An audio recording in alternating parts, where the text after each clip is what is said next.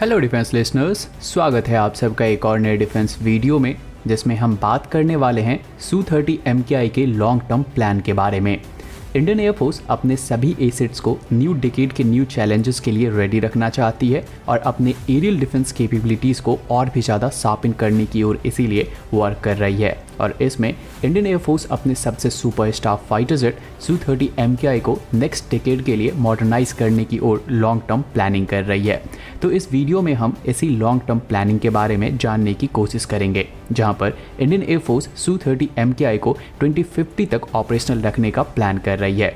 लेकिन Indian air force total 260 के आसपास Su-30 MKI को ऑपरेट कर रही है। तो सवाल ये है कि कितने Su-30 MKI को ऑपरेशनल रखने की ओर IAF देख रही है। इंडियन एयरफोर्स इस वक्त 260 Su-30 MKI को ऑपरेट कर रही है और इनमें से 150 Su-30 MKI को 2050 तक ऑपरेशनल रखने के लिए अपग्रेड किया जाना है।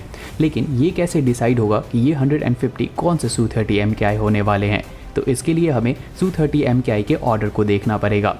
IAF द्वारा साल 1996 में सबसे पहले 50 Su-30 MKI का ऑर्डर प्लेस किया गया था, लेकिन उसके बाद साल 2002 में Su-30 MKI के लाइसेंस प्रोडक्शन को रशिया द्वारा क्लियर कर दिया गया और उसके बाद सभी Su-30 MKI इंडिया में बनाए गए हैं, जिसकी डिलीवरी साल 2021 में कंप्लीट की गई है। यानी कि हम Su-30 MKI के न्यूअर वर्जन को देखें तो वो सिर्फ 2 साल ही पुराना है। यानी कि इंडियन एयरफोर्स के पास पुराने और नए दोनों ही Su-30 MKI मौजूद हैं। तो इनमें से 2010 के बाद के जो भी Su-30 MKI हैं तो उन्हें साल 2050 तक ऑपरेट किया जाना है। वहीं बाकी के जो Su-30 MKI हैं तो उसे 2035 से AMCA से रिप्लेस करना स्टार्ट कर दिया जाएगा।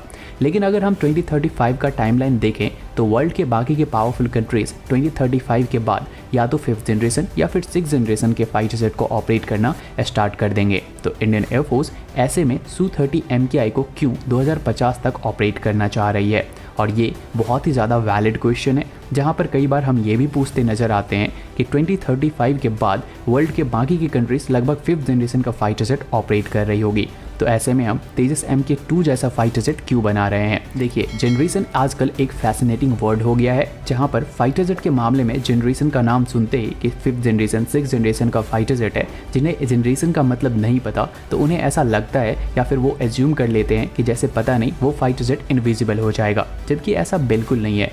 जनरेशन का मतलब बस इतना ही है कि टेक्नोलॉजिकल एडवांसमेंट कितनी की गई है। कोई 4th जनरेशन का फाइटर जेट है तो 4.5 जनरेशन के फाइटर जेट में 4th जनरेशन के फाइटर जेट से टेक्नोलॉजिकल एडवांसमेंट ज़्यादा होगी। 5th जनरेशन के फाइटर जेट में 4.5 जनरेशन के फाइटर जेट से टेक्नोलॉजिकल एडवांसमेंट ज़्यादा होगी और इसी तरीके से 6th जनरेशन या आने वाले जनरेशन में ये टेक्नोलॉजिकल एडवांसमेंट होती चली जाएगी।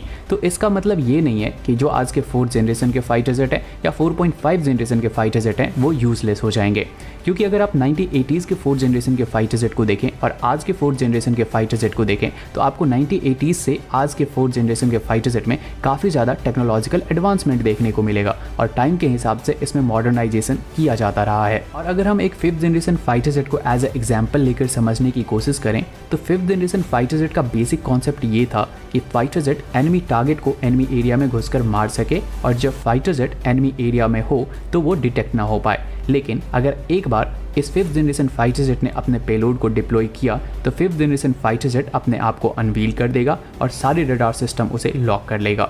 5th जनरेशन के फाइटर जेट जो पेलोड कैरी करेगा वो एक 4.5 जनरेशन का फाइटर जेट भी कैरी करता है। साथ ही अगर आपको एयर टू एयर कॉम्बैट करना है तो उस केस में आपको हाईली मैन्यूवरेबल फाइटर जेट चाहिए होती है, जिसमें 4.5 जनरेशन के फाइटर जेट माहिर होते हैं। तो सिंपली कहने का मतलब ये है कि जो 4th जनरेशन या 4.5 जनरेशन के फाइटर जेट हैं उनकी उपयोगिता 5th या 6th जनरेशन के फाइटर जेट के आने से कम नहीं होती, बल्कि 5th जनरेशन के fighter jet additional edge provide करने में हेल्प करते हैं।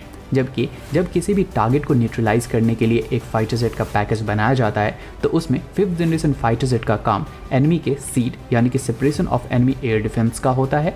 बाकी के टारगेट को बॉम्बिंग करने या फिर एनिमी के फाइटर जेट को टैकल डाउन करने के लिए उस पैकेज में 4.5 जनरेशन वाले फाइटर जेट होते हैं। और भी बहुत सारे रीज़न है जो कि 4.5 जनरेशन की उपयोगिता को साबित करता है। लेकिन इस वक्त के जो 4.5 जनरेशन के फाइटर जेट हैं तो वो मॉडर्न वॉरफेयर के हिसाब से थोड़े से पीछे पीछे हैं और बस यहीं पर ज़रूरत है कि 4.5 जनरेशन वाले फाइटर जेट में जो एवियोनिक्स हैं या बाकी के वेपन सिस्टम्स हैं उसे मॉडर्न वॉरफेयर या फिर आप कह सकते हैं कि 5th जनरेशन के हिसाब से अपग्रेड करने की ज़रूरत है और फिर उसे ऑपरेट किया जाना चाहिए। इसीलिए आप देखेंगे कि 5th जनरेशन या फिर 6th जनरेशन के साथ साथ राफाल F4 जैसे हाईली एडवांस 4.5 जनरेशन के फाइटर जेट, TDBF जैसे highly advance 4.5 generation fighter jet को भी बनाया जा रहा है। तो ऐसे में जो हमारे Su-30 MKI हैं तो उन्हें भी मॉडर्न एवियोनिक्स की ज़रूरत है और इंडियन एयरफोर्स साल 2025 के बाद सारे 150 Su-30 MKI को सुपर सुखोई स्टैंडर्ड पर अपग्रेड किया जाने वाला है, जिसमें Su-30 MKI को सबसे पहले AESA रडार से इक्विप्ड किया जाएगा जो कि इस वक्त PESA रडार का यूज़ कर रही है। इससे ये fighter jet automatically high performance देने लगेगी। वहीं पर जो दूसरा मेन चीज़ है वो है इसका IRST सिस्टम यानी कि infrared search and track system. DRDO द्वारा एमका के लिए न्यू IRST सिस्टम बनाए जा रहे हैं तो same IRST system Su-30 MKI के ऊपर भी जाने वाली है। थर्ड इंपॉर्टेंट चेंज इसके इंजन को लेकर है जहां पर AL-31 इंजन को और भी ज़्यादा सफिशिएंट बनाया जाएगा। नेक्स्ट इंपॉर्टेंट चेंज में इसमें एडवांस ASPJ पॉड यानी कि advance self protection jammer pod को लगाया जाएगा जो कि ऑलरेडी रेडी है। तो Su-30 MKI को सभी मॉडर्न एवियोनिक्स से लैस किया जाएगा। वहीं वेपन के केस में आप सबको बताने की ज़रूरत नहीं है कि Su-30 MKI किस अमाउंट में और किस किस टाइप के वेपन को कैरी कर सकती है। तो IAF इतने सारे अपग्रेड से Su-30 MKI को एक न्यू लाइफ देने वाली है जिससे ये फाइटर जेट साल 2050 तक इंडियन एयरफोर्स को सर्व करने वाली है।